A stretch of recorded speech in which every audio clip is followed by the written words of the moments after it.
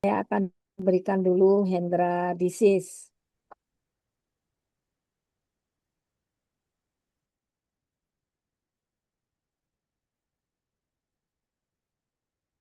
Bisa terlihat?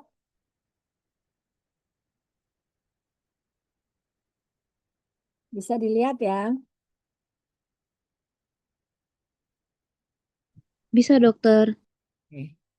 Jadi Hendra disease ini pertama kali ditemukan di tahun 94 ya, yaitu menyerang kuda di Australia yang mana saat itu ada 15 kuda yang mati, bahkan juga ada 2 orang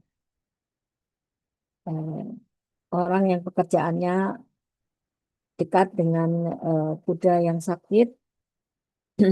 Dan bahkan ada beberapa dokter hewan yang dilaporkan juga sudah menjadi korban tertular Hendra disease ini. Gejala penyakit ini awalnya pada kuda dideteksi dengan adanya penyakit gangguan respirasi yang perakut. Jadi hampir tidak terdeteksi, tiba-tiba ada gejala nafas langsung mati. Pada manusia gejalanya mirip seperti flu, kemudian diikuti dengan adanya severe respiratory distress, ya, jadi ada gangguan respirasi yang sangat parah, dan meningoencephalitis. Ini yang bisa menimbulkan kondisi fatal. Baik, jadi Hendra disease ini merupakan emerging exotic disease yang ditemukan seperti yang saya katakan tadi tahun 94 di Hendra. Hendra itu adalah suatu suburb di Brisbane, Australia. Jadi daerah yang banyak di situ peternakan kuda dan di Queensland, di daerah Queensland. Outbreak yang pertama yaitu di Queensland berlangsung dalam waktu 1 bulan, ya, eh, paralel dengan outbreak yang berikutnya. Yang pertama itu menyebabkan 21 kematian, 21 tertular kudanya, 14 diantaranya mati. Kemudian juga atau di etanasi ya, karena sudah tidak dapat ditolong lagi dan untuk mengurangi siksaannya, penderitaan dari hewan tersebut. Kemudian juga ada 2 orang yang meninggal. Sedangkan yang kedua kasusnya itu berbeda kira-kira 1 bulan dari wabah yang pertama, yang menyebabkan 2 ekor kuda tertular itu mati dan seorang manusia meninggal dengan gejala encefalitis. Sedangkan kasus yang ketiga itu ditemukan pada kuda jenis Thoroughbred jantan usia 9 tahun pada tahun 99, ya, Januari 99. Jadi kalau dilihat di sini eh, selisih 5 tahun ya, kasus yang ketiga.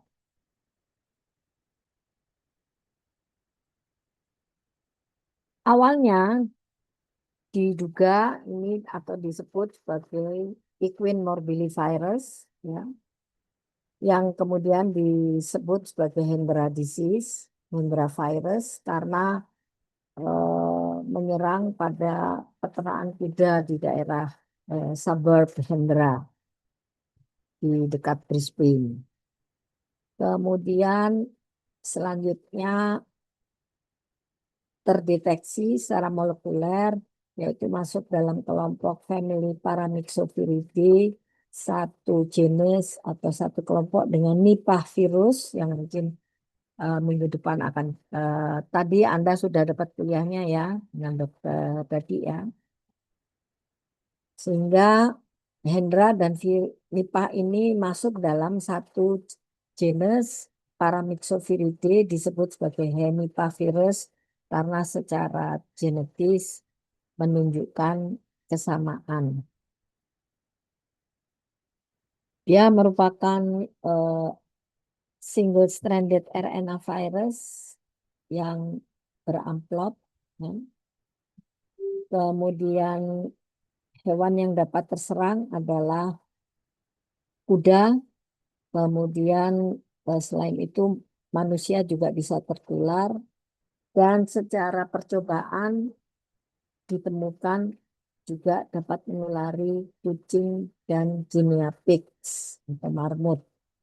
Dan diketahui reservoirnya adalah fruit bats, ya, yang tidak menunjukkan gejala sama sekali atau subklinis.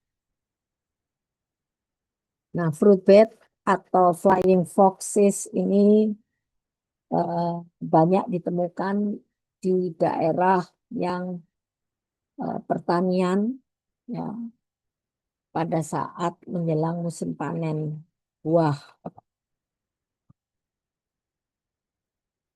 Dari sejarah tadi sudah saya sebutkan, ya, resiko yang utama adalah breed dari kuda Thoroughbred female usia di bawah 8 tahun dan diternakan bebas di pastur, ya. Kudanya dilepas di pastur. Kemudian sering juga terdeteksi pada kuda betina pada fase terakhir pregnansinya. Kemudian juga di padang rumput tersebut atau pastur tersebut juga terdeteksi adanya flying foxes, ya. Kumpulan flying foxes yang cukup banyak. Yang ternyata juga di sana juga didapatkan hewan mamalia yang lain. Nah, ini yang perlu diperhatikan, ya. Selain itu, intermediate host lainnya itu belum diketahui, tetapi kemungkinan bisa saja terjadi nantinya ditemukan intermediate host. Masa inkubasi pada kuda 8-16 hari dengan pengalaman dari peneliti secara eksperimental, yaitu pada 4-10 hari. Akut respiratory syndrome diikuti dengan kematian dalam waktu 1-3 hari. Kemudian gejala klinisnya termasuk di sini ada depresi, anoreksia, kemudian suhu tubuh meningkat, kemudian diikuti dengan sesak nafas, takikardi, tachypnea, dan adanya discharge nasal, serosanguineus, dan pada septum nasal itu terlihat adanya cyanotic border, ya, jaringan berbatas jelas. Sebentar, ya. Ya, iya, Dek. Aku masih kuliah. Aku masih kuliah. Ya, Kak.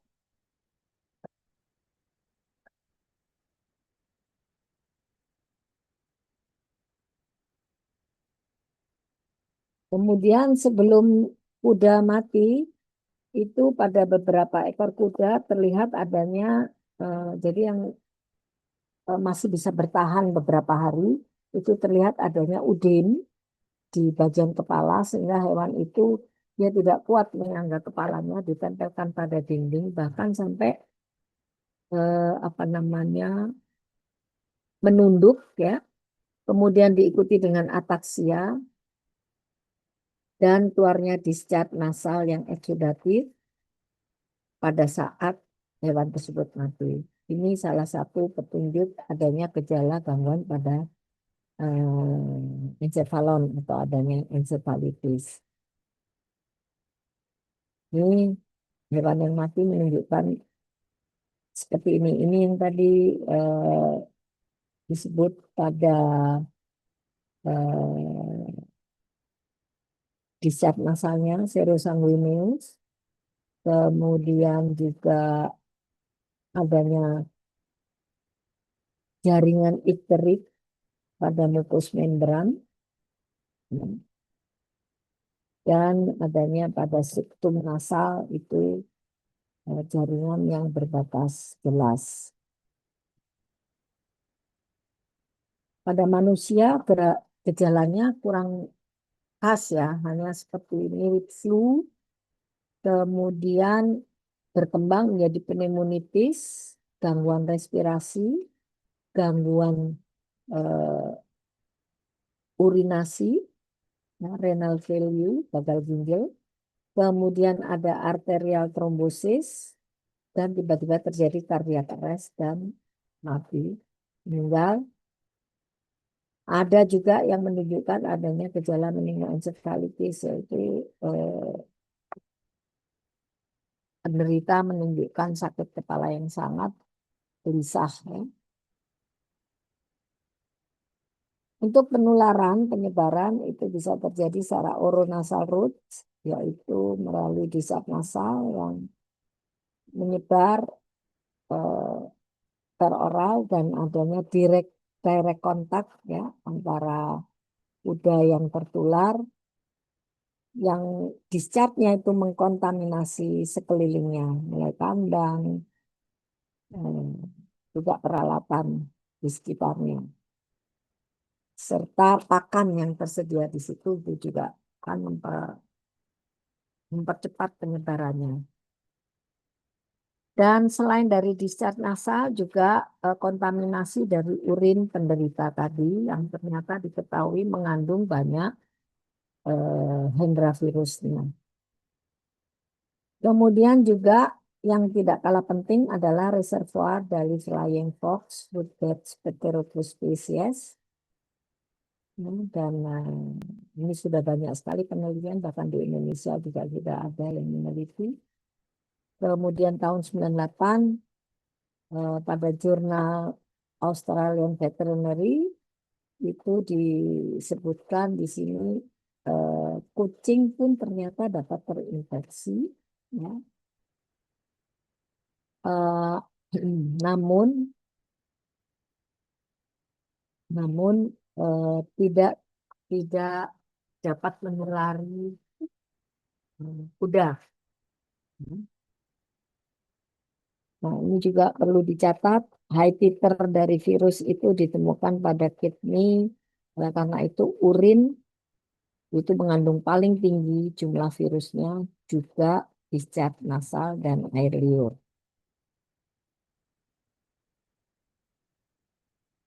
Kemudian dari perubahan patologis, terjadinya lesi-lesi pada paru-paru dan otak, ya, di mana itu diketahui virus ini habitatnya itu di sel endotel, ya, replikasinya di sana. Kemudian pada sel endotel di jaringan paru-paru dan otak. Kemudian kadang-kadang bisa ditemukan adanya multinucleate giant cell pada endotel dari paru-paru. Dan hal ini merupakan highly suggestive of Hendra virus. Dugaan kuat karena Hendra virus kalau kita menemukan ada multinucleate giant cell pada endotel dari sel paru-paru.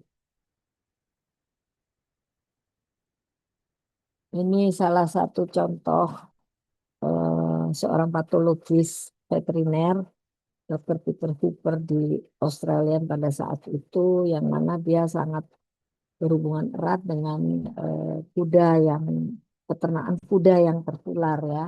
Oleh karena itu dalam penanganannya juga harus memperhatikan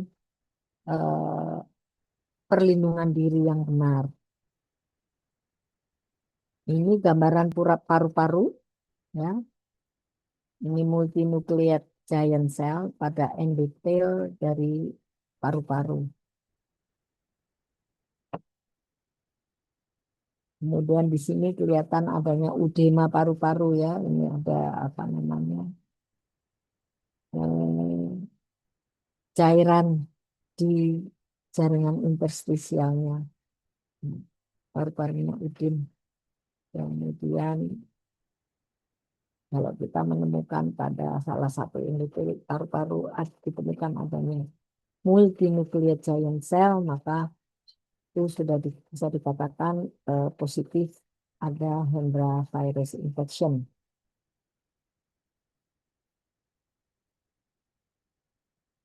Kemudian ini nekropsi pada kucing. Di sini terlihat akung Westi pada paru-paru membesar sekali, ya, dan ditemukan hidrotorak. Sedangkan ini adalah gambaran fatal pada paru-paru manusia, ya, eh, yang meninggal karena terinfeksi Hendra virus. Jadi ini pada saat masuk rumah sakit, gambaran paru-parunya seperti ini, ya. Gejala respirasi sudah kelihatan, ada panas, anoreksia, gejala flu, ya. Kemudian dalam 5 hari sudah gambaran paru-parunya terlihat sudah berkabut seperti ini yang sebelah kanan. Nah, untuk diagnosenya Hendra disease ini di Australia merupakan penyakit yang wajib dilaporkan dan sebagai penyakit eh, eksotik, ya, maka dokter hewan yang menangani eh, tidak dianjurkan kalau sudah menduga di situ ada Hendra disease, dokter hewan tidak dianjurkan untuk menangani sendiri, namun segera melapor kepada dokter hewan dinas untuk bisa dilakukan pengambilan sampel untuk peneguhan diagnosisnya. Selain itu, eh, metode diagnosa yang bisa dilakukan adalah dengan serum netralisasi tes, kemudian dengan indirect fluorescent antibody test, dan juga sekarang pakai ada PCR dan eh,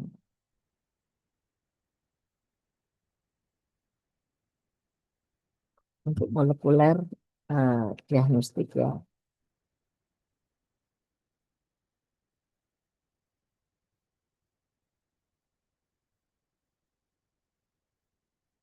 Sampel yang utama adalah kidney, ginjal, kemudian juga urin, dan discharge nasal dan saliva. Penyakit ini belum ada obat, ya, seperti halnya penyakit viral, hanya dapat dicegah dan apa namanya, vaksin yang sudah dikembangkan di Australia yaitu horse vaccine, Equifax Hendra virus, ya, Equifax HEV, itu dikatakan efektif terhadap 2 strain Hendra virus gen 1 dan gen 2, genotype 1 dan genotype 2, cukup poten. Namun apabila di suatu peternakan kuda ternyata terdeteksi adanya hewan yang tertular, maka tidak dianjurkan dilakukan autopsi, segera melapor, dan akan dilakukan pengambilan sampel dan juga pemusnahan, eutanasi, untuk melokalisir kasusnya. Ini eh, jurnal penting, ya, yang ternyata dapat dideteksi adanya monkeypox pada human, yang kemungkinan juga itu dapat membawa Hendra disease. Jadi monkeypox saja bisa ditemukan pada human.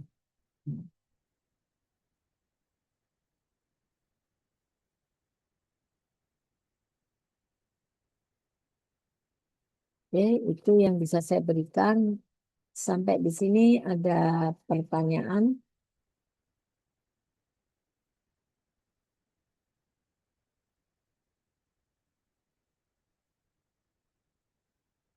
Tidak ada dokter. Ya, saya lanjutkan dengan topik yang berikutnya adalah avian influenza.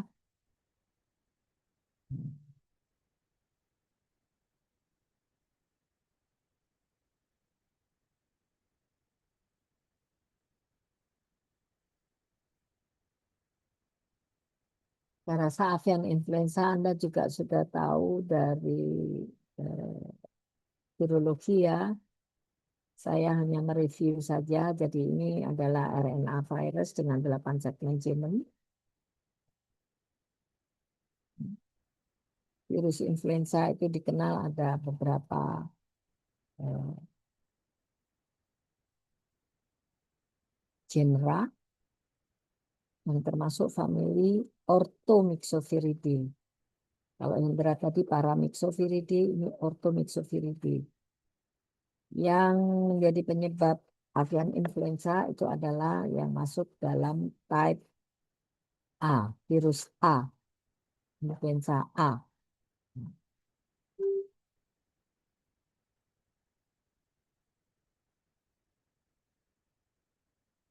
Saya tidak akan menceritakan lebih detail bagaimana di dalam virus itu sendiri, karena Anda sudah dapat dari virologi ya. Ini hanya sekilas saja untuk review. Hmm. Nah, jadi 8 segmen ini itu yang menentukan agglutinin, HA, dan NA-nya, neuraminidase-nya. Antigen utama yang ada di permukaan dari virus tersebut, ya, yang merupakan glikoprotein, ya, dari agglutinin dan neuraminidase. Ini yang berperan penting terhadap terjadinya infeksi, terjadinya apa namanya, masuknya ke dalam host cell,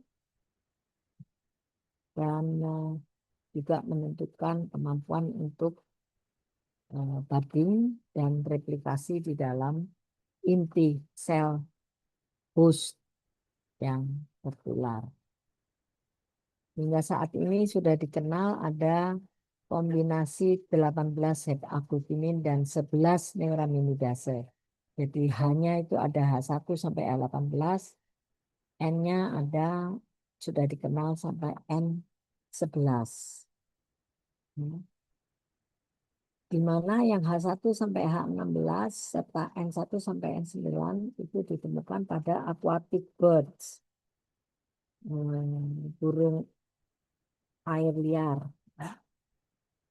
Sedangkan yang dua terakhir yaitu H17N10 dan H18N11 itu di Amerika Latin, di Guatemala dan Peru ditemukan pada populasi kelelawar.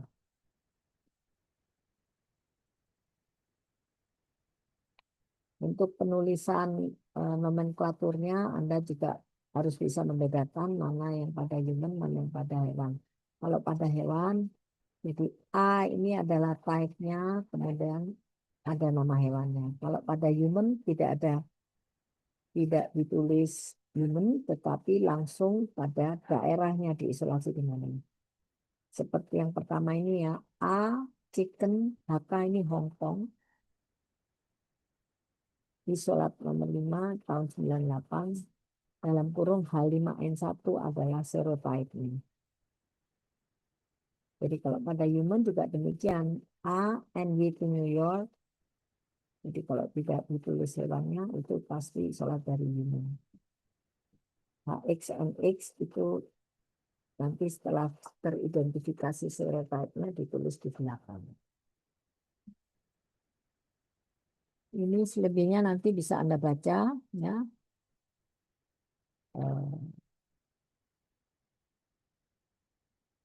Kemudian cara memperbanyak diri atau berkembang biak itu dengan melakukan antigenic shift dan antigenic drift dari protein permukaan tadi ya, HA dan NA. Dan kita sudah mengenal pandemi flu itu sudah terjadi beberapa kali. Yang terakhir tahun 2009 kemarin ya. Yaitu yang dikenal dengan swine flu atau eh, nanti saya jelaskan ya.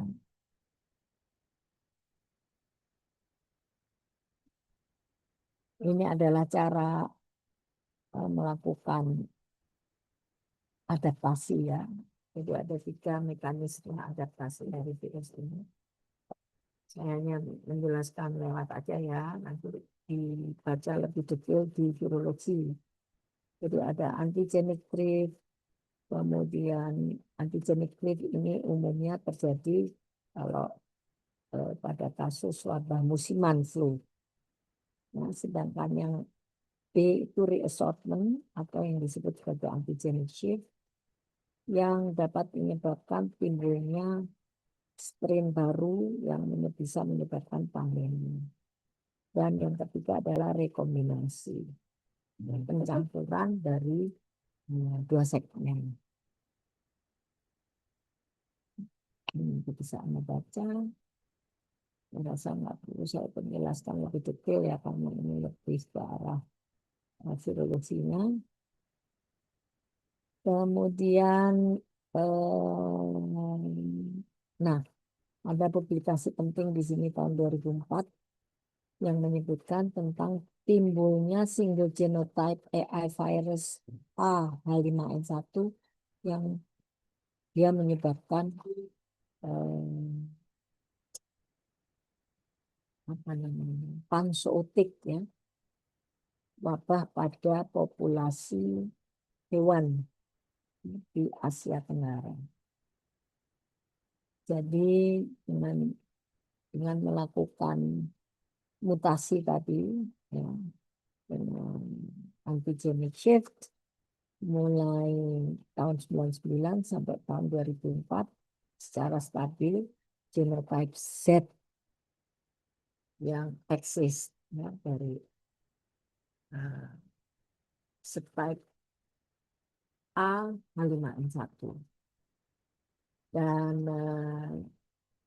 mutasinya terjadi pada IP Guangdong, angsa Guangdong, JIS Guangdong, JSGD ini JIS Guangdong, kemudian ada pada teal atau sejenis burung puyuh hingga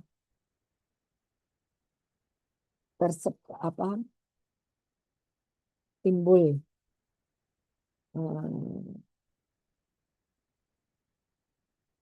genotype ya, dari awalnya genotype C, kemudian ada A, B, C, D, E, dan seterusnya. Sampai akhirnya tahun 2004 itu genotype Z. Yang lainnya ini ternyata hilang. Secara nature dilakukan surveillance, rutin dilakukan pengambilan sampel, dan ternyata hingga saat ini itu genotype Z yang eksis. Baik, saya rasa untuk pandemi Anda juga sudah tahu penentuan low pathogenic dan highly pathogenic avian influenza untuk menentukan virulensi dari avian influenza virus A. Anda juga sudah tahu. Kemudian ini ada tabel tentang susceptible animals and human, di mana dapat diisolasi berbagai serotype dari virus avian influenza A. Dapat Anda lihat di sini summarize-nya ya.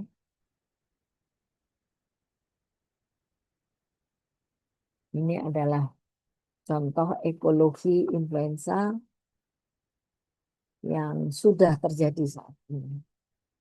Jadi yang utama adalah unggas air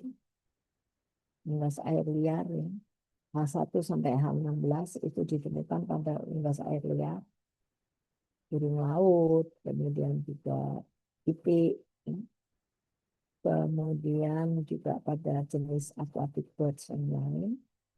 Dan yang H17 dan H18 itu awalnya adalah pada bat ya, di Guatemala dan Peru yang ternyata diduga juga sudah ada pada kelompok aquatic birds di Amerika Latin. Kemudian ini yang pada human, pada poultry, juga pada babi yang berperan penting terjadinya amplifikasi, dan juga pada kuta, anjing laut, juga whale. Dan ini karnivor itu ternyata juga bisa tertular atau membawa virus tersebut. Saya terus saja, impact saya rasa Anda juga sudah tahu bahwa dengan pandemi itu menimbulkan kematian yang sangat tinggi ya.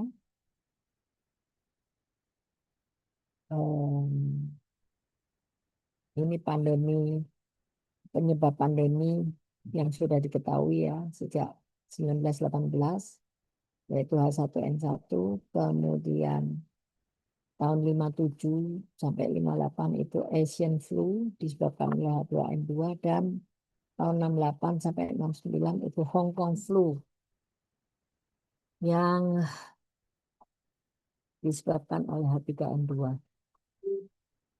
Dan ternyata ini sekarang mulai eksis lagi ya H3N2.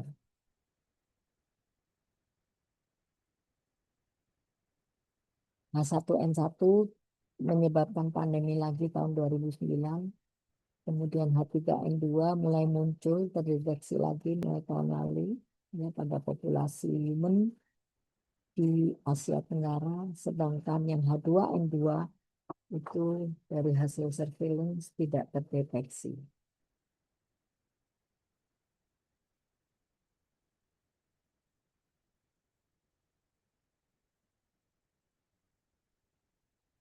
Yang sekarang menjadi perhatian para expert adalah terjadinya avian AI H5N1 ditemukan pada sapi perah. Awalnya di Texas, Amerika, ya, pada tahun 2024. Bahkan ada orang yang tertular, namun tidak sampai meninggal. Orang tersebut mungkin juga pernah yang dekat dengan sapi yang sakit, ya, menunjukkan gejala flu, ya. Dan diketahui positif H5N1 dengan plate 2321C.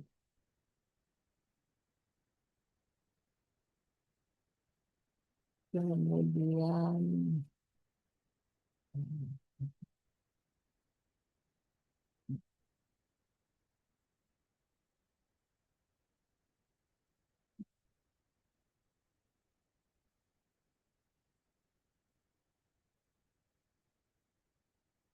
kemudian menyebar juga di daerah Louisiana, itu pasien manusia juga menunjukkan gejala yang sama. Kemudian beberapa faktor risiko yang bisa dicermati di sini adalah mempunyai kontak dengan hewan sakit, orang yang sistem imunitasnya rendah, kemudian juga adanya variasi reassortment dari faktor genetik virusnya, kemudian juga pergerakan hewannya karena perdagangan gitu ya, dan juga faktor lingkungan. Itu yang perlu diperhatikan. Kemudian juga cara penularannya kita harus tahu juga bisa melalui kontak langsung dengan hewan atau orang yang sakit. Kemudian melalui droplet ya, dan kontaminasi lingkungan. Kemudian juga penularan secara vertikal dari induk ke anak dan adanya jumping barrier spesies antar spesies hewan. Ini yang bisa menyebabkan kondisi makin sulit. Kemudian ya ini nanti bisa Anda baca sama ini juga tentang reassortment. Nah, ini tabel pandemic fase pandemic flu.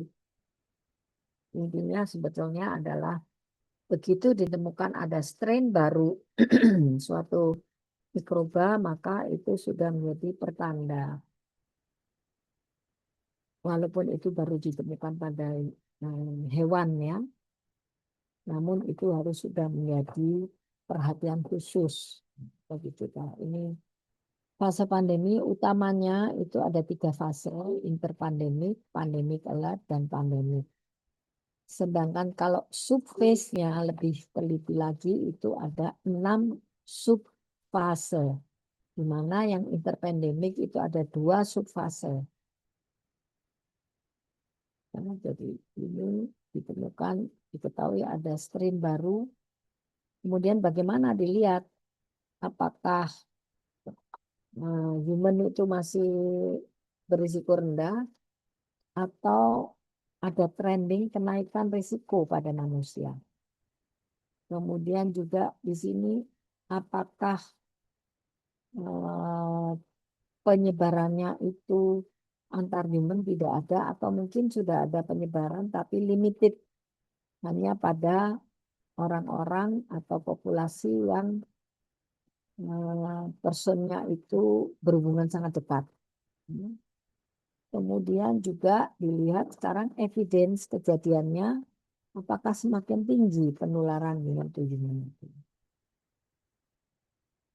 Ini yang dilingkari 3 ini adalah H5N1 pada sekitar tahun 2004, 2003 itu ya dinyatakan sebagai no or very limited human to human transmission. Ini salah satu contohnya. Kalau sudah meningkat lagi evidence significant in human to human transmission dan efficient and sustained human to human transmission. Itu yang kita paling tinggi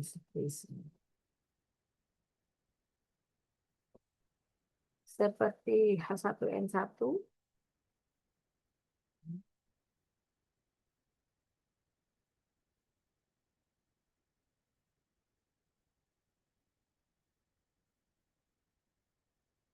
yang saya catat itu.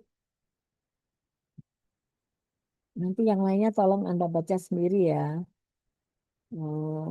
Pernah dicoba dengan amantadin dan oseltamivir untuk terapi. Kemudian juga mempraktekkan tindakan biosecurity, yaitu dengan melakukan eradikasi terbatas dan lokalisasi atau mengisolir peternakan yang tertular. Ya.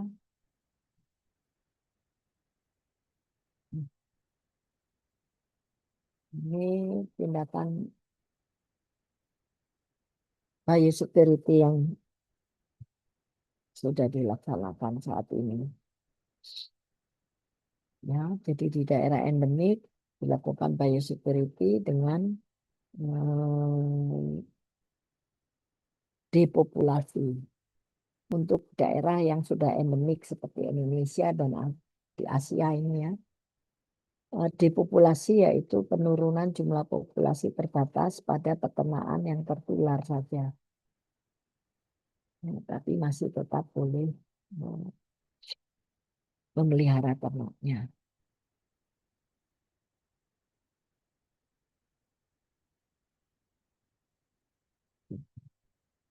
Nah, kalau H1N1 yang di Meksiko itu dia muncul terdeteksi bulan April tahun 2009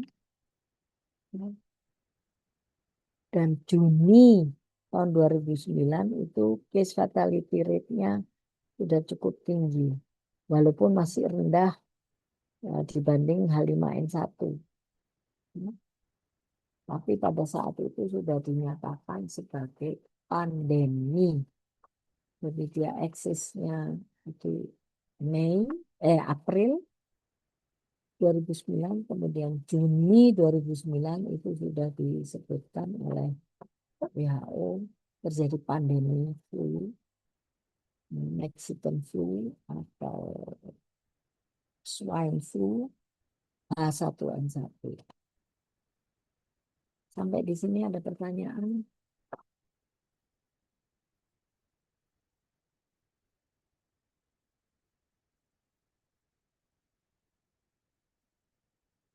Hmm,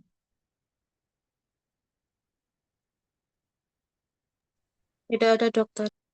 oke. Ini saya berikan di chat ya. Filenya bisa Anda download sebentar.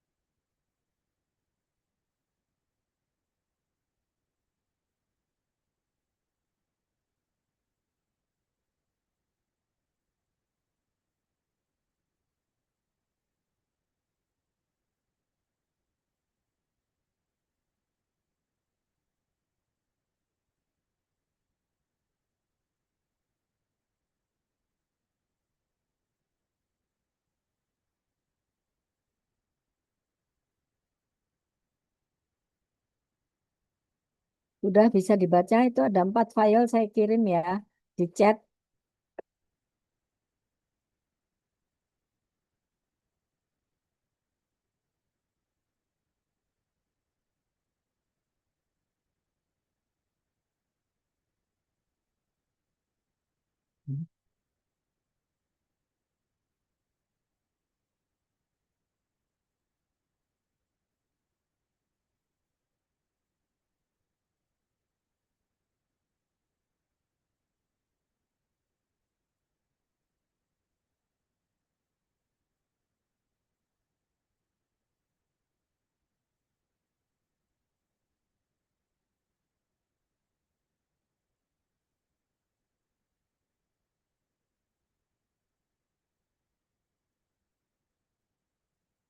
Baik, selanjutnya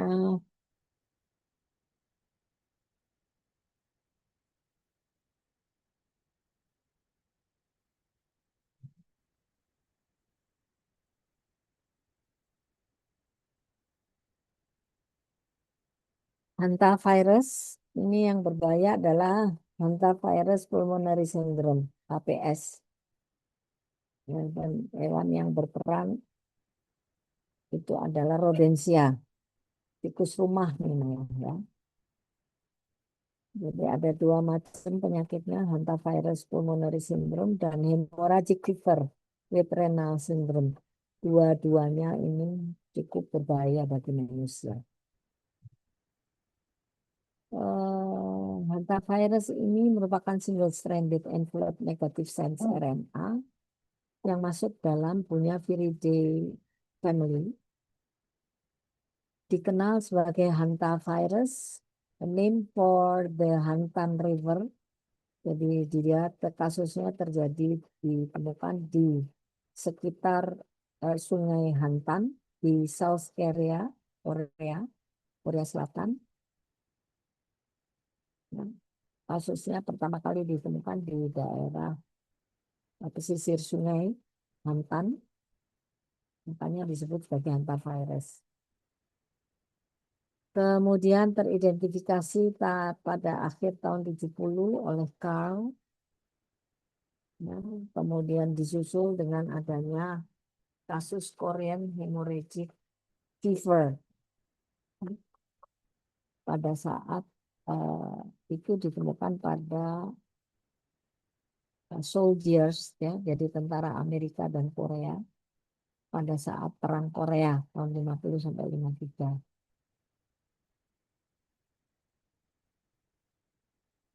Ini adalah kurang lebih gambarannya, ya.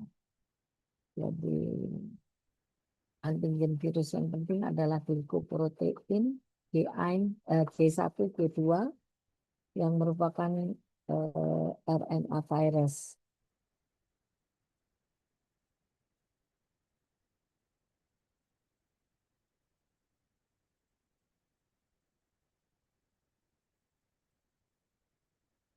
Kita sudah tahu ya bahwa tikus itu baik yang kecil maupun rats yang besar itu, ya. Jadi dia mampu membawa, menularkan, menyebarkan penyakit yang cukup berbahaya bagi manusia, ya, yaitu termasuk Hanta pulmonary syndrome, kemudian juga eh,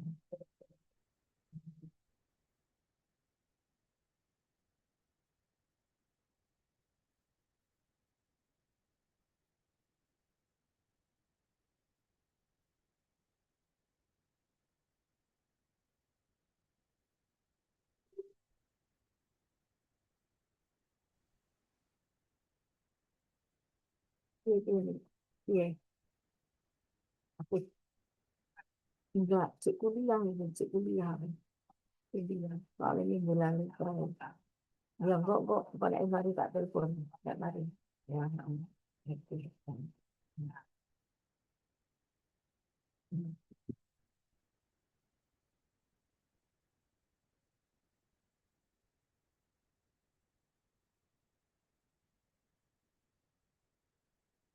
Untuk yang pulmonary syndrome, transmisinya per oral maupun direct contact, ya, terutama untuk apa, orang yang banyak berdekatan dengan eh, sarang sarang tikus, ya, yang mungkin tidak terdeteksi bahwa di rumahnya ada sarang tikus, ya.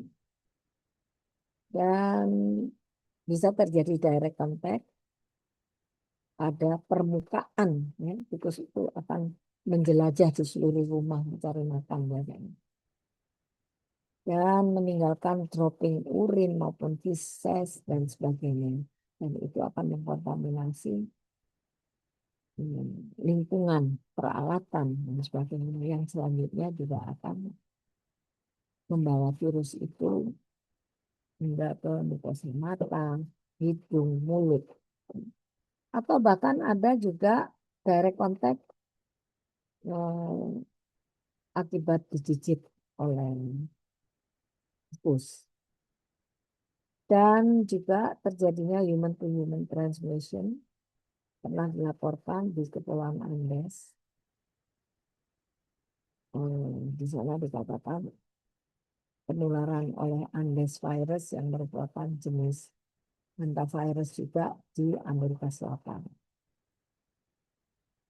Yang harus kita ketahui adalah virus ini banyak pada urin dan droppings dari rodensia kecil ini,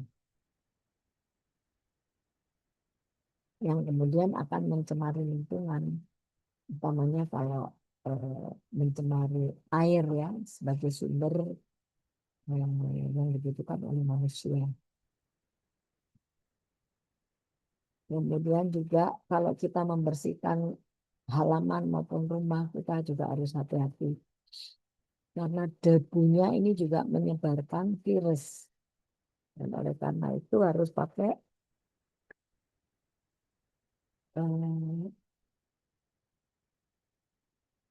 PPE, ya, protective personal protective equipment.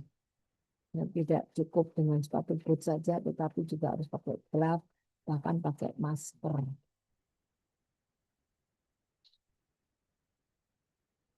Jadi ini penularannya, tikus itu menjadi sumber utama penyebaran ke lingkungan dan penularan ke manusia. Selebihnya Anda bisa baca di sini kasus-kasus yang sudah dilaporkan.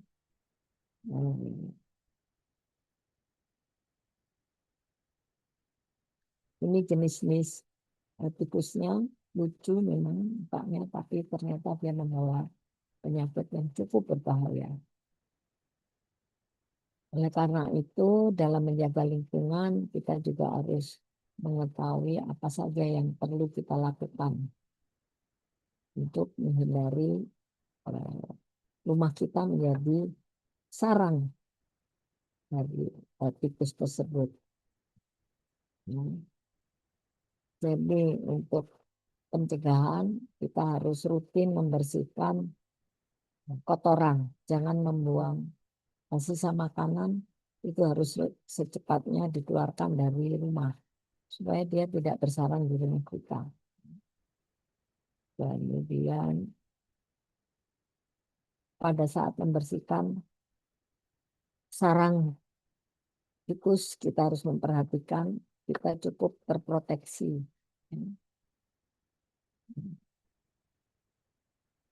Proteksi diri itu yang paling penting.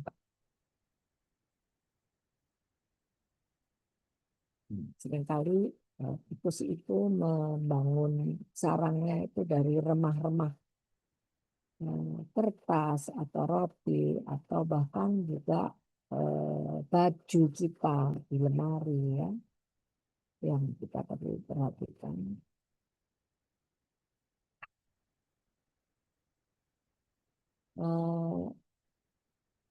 Bisa dengan general purpose household disinfectant, bisa dengan bleach and water solution untuk membersihkan sarangnya. Kemudian ini adalah how to clean up mouse and rat urine droppings. Yang penting dibasahin dulu supaya debunya tidak mencemari lingkungan dan tidak terhirup oleh kita.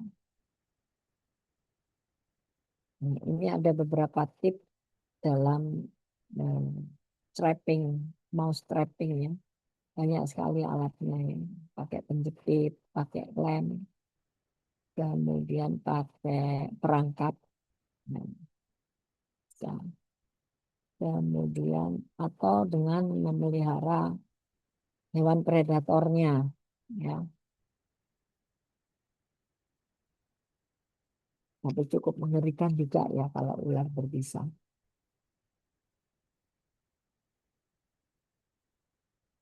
Kita juga bisa membuat sendiri mouse trap ya, pakai bak air ya, kemudian ini diolesi dengan selai kacang. Ini airnya sudah kita beri cairan racun tikusnya.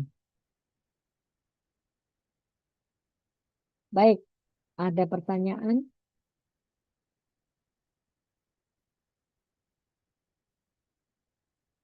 Aman dokter, tidak ada. Oke, tidak ada. Yang terakhir tentang Ebola.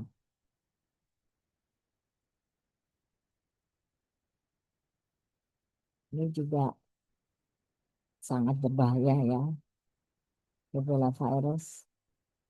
Namanya bagus ya.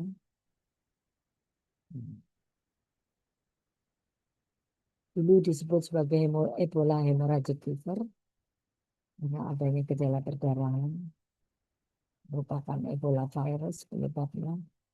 Fatality rate-nya hingga 90%. Dan yang utama diserang adalah human and non-human primates atau kera.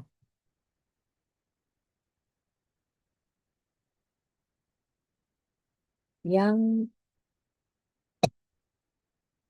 virulensinya paling tinggi, outbreak terparah yaitu fatality rate-nya ditemukan di Zaire, yaitu disebabkan oleh Zaire subspesies dan di Zaire Afrika dan ternyata juga ditemukan kasusnya di Amerika, Italia dan Inggris oleh eh, resistant subspecies.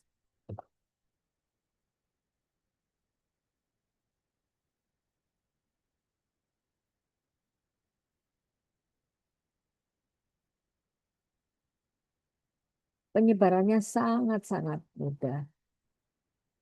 Kemudian morbiditas dan mortalitasnya sangat tinggi. Dan oleh CDC dikatakan ini merupakan virus yang bisa digunakan untuk senjata biologis. Ya, jadi kita harus juga hati-hati.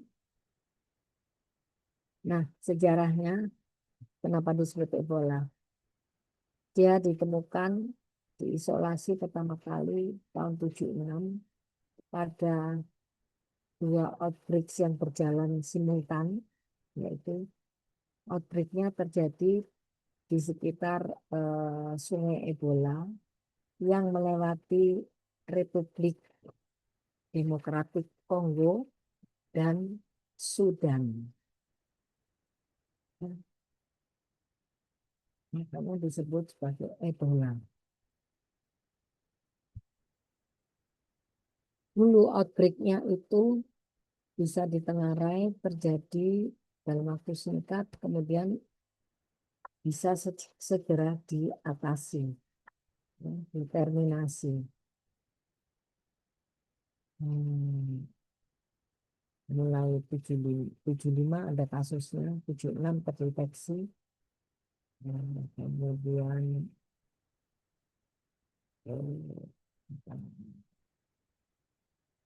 tahun 76 terdeteksi dengan jumlah 1975 kasus, kematiannya sejumlah 1069.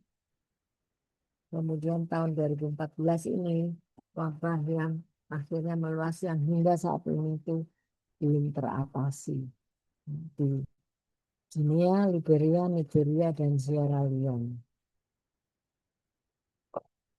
Ini jumlah kematiannya tahun 2015 dan seterusnya. Kenapa demikian? Karena di Afrika itu pahamnya animisme. Mereka menganggap bahwa adanya kasus penyakit seperti ini itu akibat kutukan dewa. Dan hal yang sangat tabu kalau dalam keluarganya itu ada yang tertular penyakit seperti ini. Dan karena itu seringkali juga karena mereka nggak mampu untuk menangani yang sakit ini sering juga ditinggalkan begitu saja di pinggir jalan. Atau juga karena di sana paham animisme ini kalau itu menyangkut seorang orang tua yang misalnya jadi sesepuh keluarga itu ya, itu wajib hukumnya bagi anak cucunya untuk memegang jenazahnya. Nah, padahal hal ini menjadi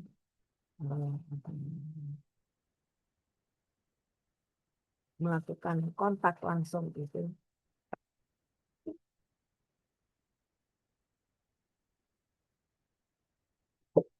jadi kunci utama penularannya, sehingga kasus yang terjadi ini di kota terutama ya dengan densitas populasi manusia yang sangat tinggi, maka tidak terhindarkan lagi penularan human to human yang sangat cepat. Nah, sebetulnya sudah diketahui juga bahwa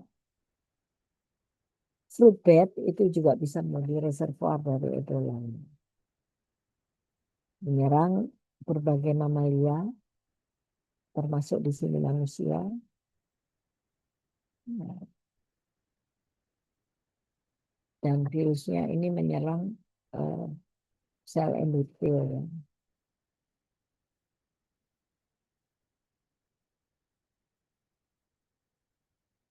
Hmm.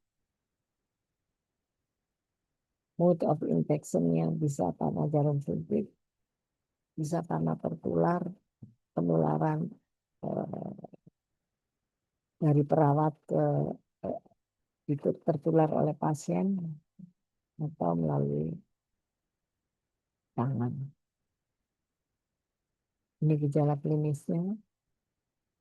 Awalnya sama, kurang terdeteksi ya karena gejalanya mirip gejala gangguan penyakit secara umum. Ada panas, ya, orang jadi pasif ya, tidak respon. Juga belum ada treatmentnya. Ya.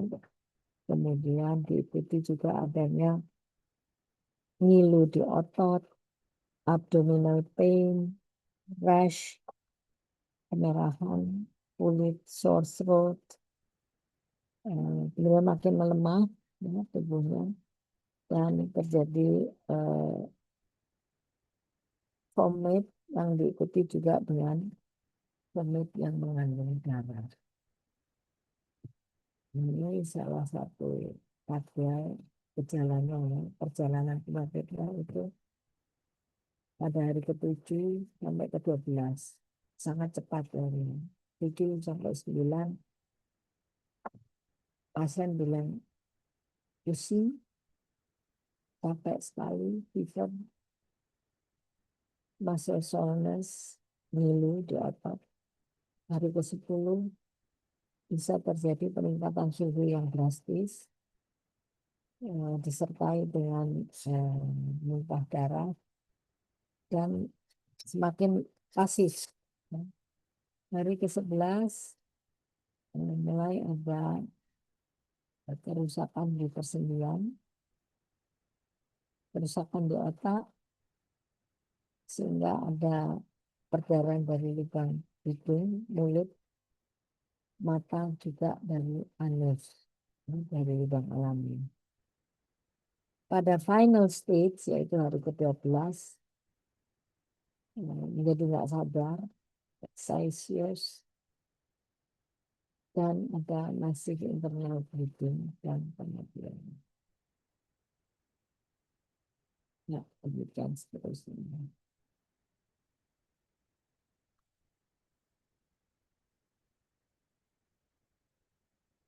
Nah, saya sudah tahu ini ya dari virologi.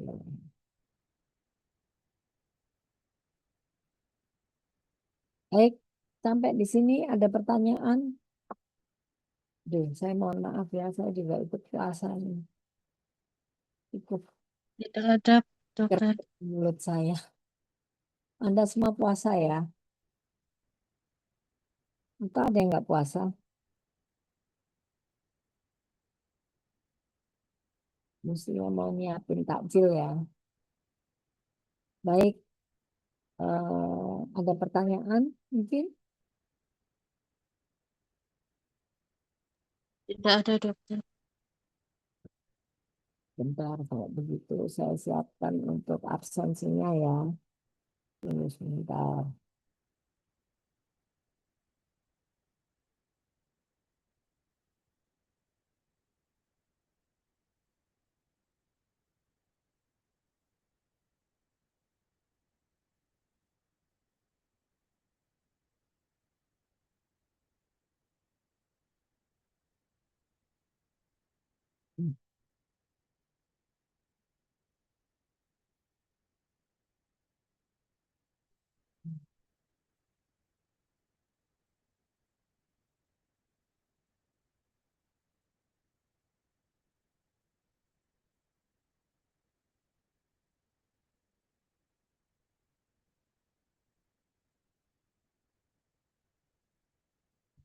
ini absensinya.